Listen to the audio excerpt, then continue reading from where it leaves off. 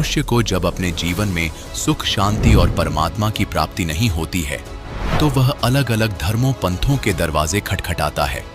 ऐसी ही कहानी है एटा उत्तर प्रदेश के रहने वाले अवध शर्मा जी की। अवध जी अपनी पारंपरिक भक्ति साधना किया करते थे और गायत्री परिवार से भी जुड़े थे। अवध जी को अपने जीवन में जो भी लाभ मिलता था, इन्हें लगता था कि वह इनकी भक्ति साधना का परिणाम है। लेकिन जब इनके जीवन में दुखों का दौर शुरू हुआ तो इनके घर में प्रेत बाधा जैसी समस्याएं उत्पन्न होने लगी। अवध जी मानसिक और शारीरिक रूप से पीड़ित हो गए। इन्होंने कई धर्मगुरुओं के दरवाजे खटखटाए और कई तांत्रिकों के पास भी गए, लेकिन फिर भी कोई राहत नहीं मिली। अवध जी का कहना है कि मेरी जिंदगी तब बदली जब मुझे संत रामपाल जी महाराज की शरण मिली। तो आइए जानते हैं कि संत रामपाल जी महाराज से नाम दीक्षा लेने के बाद आखिर इनकी जिंदगी किस तरह बदली। सुनते हैं अवध जी की कहानी उन्हीं की जुबानी। नमस्कार सर। सत साहिब सर। सर क्या नाम है आपका? अवध नरेश शर्मा। अवध नरेश जी, आप कहाँ से हैं? गांव बरथरी, पोस्ट नेगू, हसनपुर, जिला एटा, उत्तर प्रदेश से। अवध नरेश जी संत रामपाल जी महाराज से कब जुड़े?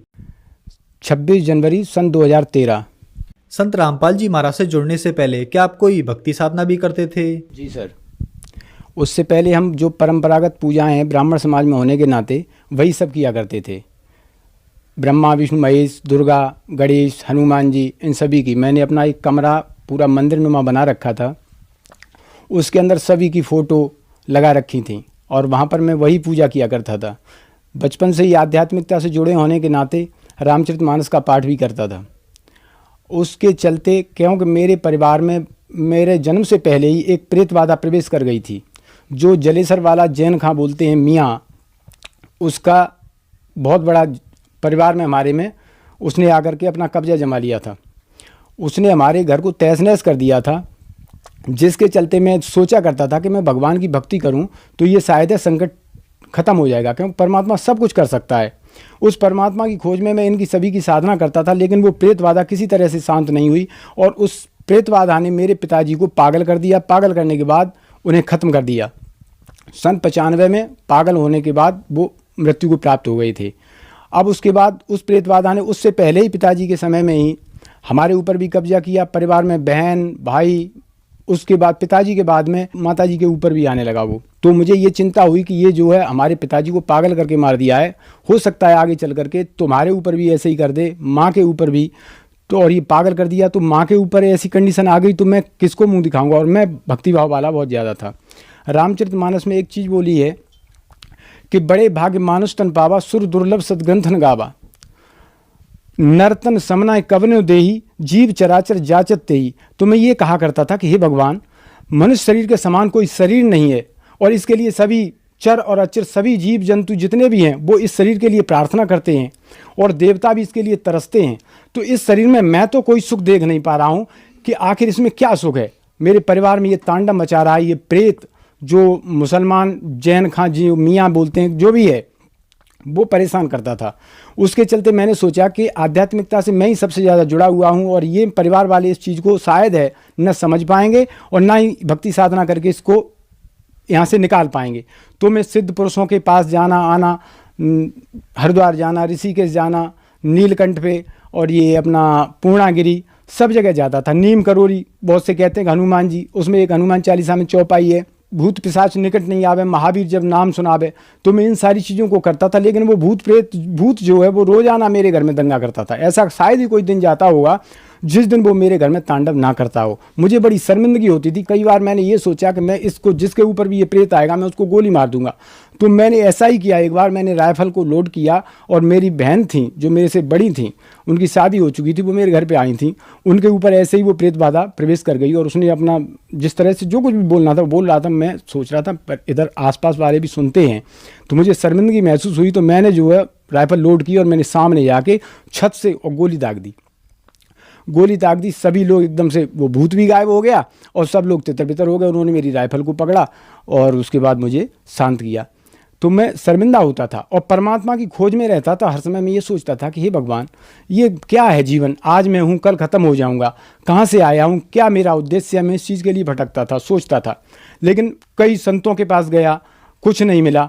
रामचरितमानस के माध्यम से जैसे बहुत से ये कहा करते हैं, कहीं पर भी चर्चा चलती थी तो वो कहते हैं यार ये वेद पुराण और ये सारी चीज़ें किसने लिखी हैं, ये हैं तो एक इंसान की लिखी हुई। लेकिन रामचरितमानस में कहा है उत्तरकांड में कि ये जो वेद पुराणों के ऊपर चौपाई है उसमें कि जो वेद और पुराणों की निंदा करते हैं और उनको झूठा बताते, वो कल्प एक एक कल्प तक नरकों में डाले जाते हैं मनुष्य त्यागने के बाद में। तो मैं इस चीज़ को सोच करके भी थोड़ा सा आध्यात्मिकता से सोचता था कि नहीं भाई, मुझे ये गलती, मुझे तो परमात्मा के विधान को मानना है। इस चीज़ को मानता रहा बराबर, ठीक है। उसके बाद जब कहीं से कोई लाभ नहीं मिला, थक गया बुरी तरह से, तो एक बार मैंने सोचा कि मैं अब घर छोड़ के चला जाऊंगा। मैं हरिद्वार जाने के लिए मैंने कहा कहीं कंदराओं में जाऊंगा, कोई ऋषि, कोई सिद्ध पुरुष, क्योंकि मेरे साथ एक घटना घटी थी बहुत ज़बरदस्त। उसने मुझे हिला दिया था। मैं बराबर भक्ति करता था, हवन करता था हर पूर्णिमा को, तो इतना हिल गया मैं नास्तिकता के कगार पे पहुंच गया। लेकिन उस नास्तिकता से बचा क्यों रहा? क्योंकि मैं सर्प और बिच्छू के मंत्रों का भी इलाज जानता था, थोड़ा सा मंत्रों को। तो जब बिच्छू के विष को जहाँ पर काट लेता है, वहाँ वो बिच्छू का जहर अंदर से और उस डंक का असर वहाँ पर आ जाता था। तो मैं सोचता था शक्ति तो है, इसलिए मैं बचा रहा।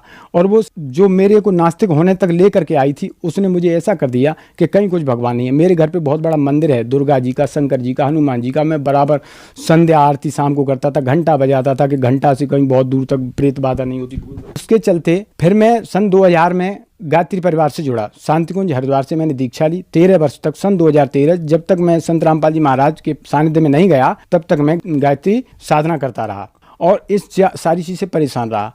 तो मैंने सोचा, अपनी दुकान पे ही ऐसे ही खड़ा था। उसके बाद नीचे आया तो वहाँ पर हमारे एक आसपास के गांव में, गांव पड़ता है, वहाँ के एक बुज़ुर्ग थे, वो हरियाणा से लौट कर के गए थे।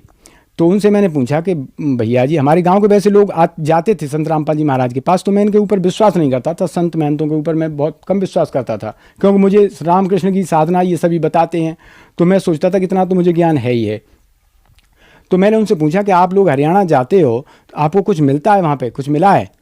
तो उन्होंने कहा कि हाँ, जितनी भी जगह है, मैंने 40 साल मैंने यहीं इसी तरह से भटक के बर्बाद किए हैं, और हरियाणा में जो संत रामपाल जी महाराज के पास है वो इस पृथ्वी पर कहीं नहीं है। तो मैंने कहा कि ऐसा क्या है कि आप कल हमारे पास आना, क्योंकि वो तांगे में बैठ रहे थे। तो उन्होंने कहा कि आप कल हमारे पास आना, तब मैं आपको बताऊँगा। मैंने कहा ठीक है। अगले दिन ऐसा हुआ कि मैं अचानक ही ऐसा सिस्टम बन गया कि मैं उनके गांव चला गया तो वो भी मिल गई हमको। उनसे मैंने रामाकृष्णा की और मैंने उनको बुलाया, पास में बैठ गए, कुर्सी पर बैठने के बाद बात हुई। तो उन्होंने कहा कि हमारे पास एक पुस्तक है ज्ञान गंगा, वो मैं आपको दूंगा, आप उसको पढ़ना, और संत रामपाल जी महाराज इस पृथ्वी पर पूर्ण गुरु हैं। तो मैंने कहा अच्छा। तो उन्होंने फिर उसके बाद मुझे ज्ञान गंगा पुस्तक दी। ज्ञान गंगा पुस्तक देने के बाद जब मैंने उस पुस्तक को घर पे आकर के देखा, उस पुस्तक को पढ़ा, तो उसमें सारे प्रमाण ऊपर से नीचे तक, गीता जी से, वेदों से, और साक्षी जो आदरणीय नानक जी, कबीर परमेश्वर के साक्षी, सारी चीज़ें देखी मैंने। तो मैं हिल गया। मैंने कहा ओहो, संस्कृत को मैं अच्छी तरह जानता था, गीता जी का पाठ करता था। तो गीता जी में मैंने तुरंत ही गीता जी को उठाया और मैंने उसमें मिलान किया। तो उसमें जो लिखा हुआ था गीता जी में, गीता अध्याय 7 का श्लोक 24 और 25, उसमें लिखा था कि अव्यक्तम व्यक्तिम आपन्नम मन्यते मामा बुद्धया परम भावम न जानन्तु ममा वय मनुत्तमम नाहम प्रकाश सर्वस्व योग माया समावृत मूढ़ा ना विजानात लोक माम जिमव्ययम, कि मैं अपनी सिद्धि शक्ति से, भक्ति की शक्ति से छुपा रहता हूँ और मैं किसी के समक्ष प्रकट नहीं होता। तो मैंने सोचा कि ये प्रकट नहीं होता, छुपा रहता, ये कौन है? उसके बाद सारी चीज़ें, सृष्टि रचना पढ़ी, फिर मैंने उसको पूरी तरह से पढ़ा। मैं हिल गया। मैंने कहा ये पूरा ज्ञान एकदम सटीक और सत्य है। तो मैं उस ज्ञान गंगा पुस्तक को पढ़ने के बाद आश्रम गया और 26 जनवरी सन 2013 को मैंने नामदान लिया संत रामपाल जी महाराज से। सर, संत रामपाल जी महाराज से नाम दीक्षा लेने के बाद आपको लाभ भी प्राप्त हुए? जी भगत जी, सबसे बड़ा हमें लाभ जो मिला वो आध्यात्मिक लाभ मिला कि मैं जहाँ भटक रहा था वो लाभ मुझे, एक तो पूर्ण परमात्मा की प्राप्ति हुई। दूसरा लाभ ये है कि मेरा मकान जो बना हुआ था, जर्जर था, 2 मंजिल का वेसक बना हुआ था, वो पूरी तरह से बन गया परमात्मा की दया से ही।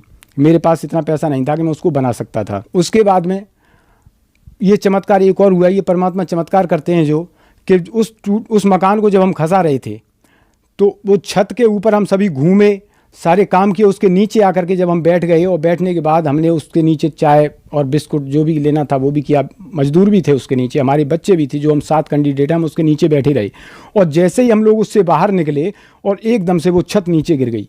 और छत ऐसे गिरी कि जहाँ पर मैं ईंटों को उठा रहा था उसके ठीक पीछे पिलर था और वो पिलर पूरी तरह से झुक गया मेरे ऊपर, और वो मेरे ऊपर अगर गिर जाता तो मैं मर जाता। और छत के नीचे भी सभी थे, धूल उड़ गई एकदम से। सभी ने कहा कि ये सब दब के ख़त्म हो गए। मैंने भी सोचा कि हो सकता है ये सभी खत्म हो गए, लेकिन मुझे पता था कि परमात्मा की शरण में है, हमारे साथ ऐसा नहीं हो सकता, अनहोनी नहीं हो सकती। परमात्मा संत रामपाल जी महाराज, उनकी दया से ही हमारा हादसा टला। कई जगह मौत से परमात्मा ने मुझे मौत के मुँह से बचाया है। उसके बाद अभी का एक चमत्कार और है भगत जी। हमारे परिवार में सभी अनुपदेशी थे। मैं तो जिस दिन से परमात्मा की शरण में गया बरबाला में, मैंने भक्ति और मुक्ति की भीख मांगी थी, मैंने कुछ नहीं मांगा था। जब मैं वहाँ से आया उस दिन से लेकर के आज तक मेरी माँ के ऊपर कोई चक्कर नहीं हुआ किसी तरह का, मेरे ऊपर कोई नहीं हुआ। परिवार पूरी तरह से सुखी हो गया। अब जो हमारे भाई थे वो उस प्रेत बाधा से पीड़ित हुए। उसके बाद जब उनके घर में तांडव हुआ, भक्तों के पास भी भटके, सब काम किए, लेकिन लास्ट में संत रामपाल जी महाराज की शरण में आने के बाद ही उनकी जीवन रक्षा हुई है। अभी हमसे बड़े वाले जो भाई हैं जिन्होंने नाम लिया, 2 बार उनको मरने के बाद भी परमात्मा ने जीवन दान दिया है पूरी तरह से। उनके फेफड़े गल गए थे, सभी डॉक्टरों ने मना कर दिया था। कानपुर से वापस आ गए थे, हम दिल्ली लेके जा रहे थे। हमने सोचा कि एटा में शैलेंद्र जैन को दिखा लेते हैं, तो उन्होंने शाम को ये बोल दिया कि आप कहीं पर भी जाओगे बर्बाद हो जाओगे, इनके अंदर कुछ भी नहीं रहा है। मैंने खुद कंप्यूटर पे उनके सामने बैठ करके देखा और उन्होंने दिखाया कि इनका सारा सिस्टम खत्म हो चुका है। जितनी सांस इनके अंदर डाल दी है उससे ज़्यादा कोई माई का लाल इनको दे नहीं सकता, परमात्मा ने जो डाल दिया है। फेफड़े उनके गल गए थे, सांस की बीमारी थी उनको, उसके चलते उनके फेफड़े खराब हो गए थे। उन्होंने फिर संत रामपाल जी महाराज से नाम दीक्षा ली और उसके बाद वो आज पूरी तरह से स्वस्थ हैं। लाभ तो बहुत सारे हैं भगत जी, अगर मैं बताने लग जाऊँगा तो पूरा दिन निकल जाएगा, लेकिन लाभ पूरे नहीं होंगे। परमात्मा तो सारे लाभ ही लाभ देते हैं। जब तक कनेक्टिविटी नहीं जुड़ी थी तब तक तो हम भटक रहे थे, लेकिन अब सारे लाभ हैं, आर्थिक मानसिक हर तरह के लाभ हैं। परमात्मा से जो भी है वो परमात्मा देते हैं। सर, संत रामपाल जी महाराज से नाम दीक्षा लेने से पहले आप बहुत भक्ति साधनाएं करते थे, फिर आप 13 साल तक गायत्री परिवार में रहे और वहां भी आपने भक्ति साधना की। सर, यहाँ पर एक विचारणीय विषय ये है कि जो पहले आपने भक्ति साधना की उनसे आपको कोई लाभ नहीं मिला, लेकिन संत रामपाल जी महाराज की भक्ति से ही आपको लाभ मिला, जबकि दोनों ही भक्ति थी। उसमें क्या है सर, रामचरितमानस में एक दुआ पढ़ता था जो 100वां दुआ है उत्तरकांड का, उसमें लिखा हुआ है कि श्रुति संबत हरि भक्तिपथ संयुत बिरति विवेक तेन चलय नर मोह बस कल्पय पंथ अनेक। कि जो परमात्मा को प्राप्त करने का वेद सम्मत मार्ग है, शास्त्र अनुसार जो मार्ग है परमात्मा की प्राप्ति का, लोग भ्रमित होकर के वेद ज्ञान न होने के कारण अपने तरह तरह के पंथों का विस्तार कर डालते हैं और इस तरह से वो वंचित रह जाते हैं उस चीज़ से। आज संत रामपाल जी महाराज हमको सभी धर्मों के धर्म ग्रंथों से प्रमाणित करके वो मंत्र बता रहे हैं और उसके बाद वो प्रमाणित साधना दे रहे हैं, उसकी सही विधि बता रहे हैं, जिससे सारे लाभ जो परमात्मा देता है वो परमात्मा तुरंत देना शुरू कर देता है। सभी लाभ हमको जो है इसी वजह से जो शास्त्र अनुकूल साधना संत रामपाल महाराज बताते हैं, उस भक्ति की शक्ति से सारे लाभ होते हैं। क्योंकि रामचरितमानस में कहा है कि भक्ति स्वतंत्र सकल सुख खानी बिन सत्संग न पावे प्राणी। संत पुण्य पुंज बिन मिलय न संता सत्संगत संसृत करंता। भक्ति जो है वो सभी सुखों की खान है, लेकिन हम उस समय शास्त्र विरुद्ध साधना कर रहे थे जिस समय कोई सुख प्राप्त नहीं हो रहा था। आज वो सारे के सारे सुख जो भक्ति से मिलते हैं वो सारे सुख संत रामपाल जी महाराज के द्वारा दी हुई शास्त्र अनुकूल साधना से हमें सारे सुख प्राप्त हो रहे हैं। सर, जो दर्शक आज आपको देख रहे हैं, खास करके गायत्री परिवार वालों के लिए आप क्या कहना चाहेंगे? मैं सर उनसे हाथ जोड़ करके विनम्र निवेदन यही करना चाहता हूँ, जितने भी जो भी संत महंत मंडलेश्वरों से जहाँ पर भी जुड़े हुए हैं, गायत्री परिवार वालों से, अपने परिवार वालों से जो आपके चैनल के माध्यम से हमें देख रहे हैं, मैं सभी से ये कहना चाहता हूँ, इस ब्रह्मांड में संत रामपाल जी महाराज के अतिरिक्त कोई भी पूर्ण गुरु नहीं है जो आपको सत भक्ति दे करके आपको यहाँ सुख दे सके और पूर्ण मोक्ष करा सके। आप सभी भ्रमित हैं, इस ज्ञान को सुने समझें और अपना कल्याण कराएं, क्योंकि कल्याण के लिए सिर्फ हर युग में पूर्ण संत एक ही होता है, तरह तरह के गुरु नहीं होते। और इन सभी नकली गुरुओं ने ये मानव समाज पूरी तरह से भ्रमित कर दिया है, इस वजह से ये भोले श्रद्धालु धक्के खाते घूम रहे हैं। लेकिन संत रामपाल जी महाराज के पास वो साधना है जिससे सारे विकार दूर हो जाएंगे, सारे सुख मिलेंगे और पूर्ण मोक्ष भी मिलेगा। सर काफी दर्शक ऐसे हैं जिनको रोग हैं, किसी को नशा छुड़वाना है या किसी को सुख प्राप्त करना है, उनको क्या करना होगा?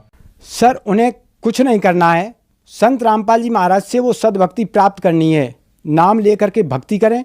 और जब अभी मैंने जो चौपाई बोली थी कि भक्ति स्वतंत्र सकल सुख खानी, सारे सुखों की खान है भक्ति, लेकिन वो हमारी शास्त्र अनुकूल होनी चाहिए। शास्त्र विरुद्ध साधना आप जो भी करेंगे, गीता जी के अध्याय 16 के 23वें श्लोक में कहा है, अर्जुन से काल भगवान ने कहा है कि हे अर्जुन, जो शास्त्र विधि को त्याग कर अपनी इच्छा से मनमाना आचरण करते हैं, उनको ना कोई सुख मिलता है, ना सिद्धि प्राप्त होती है, ना उनकी कोई गति होती है, उसके बदले उनकी दुर्गति होती है।